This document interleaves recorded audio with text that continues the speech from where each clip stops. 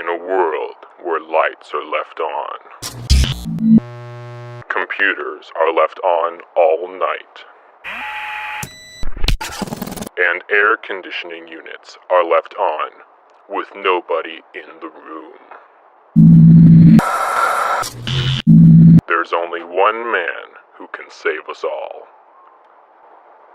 Brother Nature.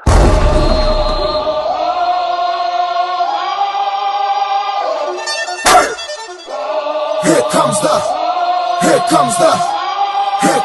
y'all don't really want it like that. Yeah. Here comes the,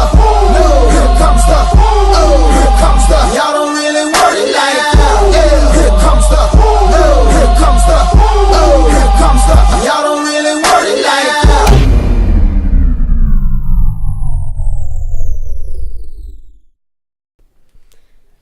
Hey Giants, how you doing? It's dark out here. Mother Nature would be proud of me right now.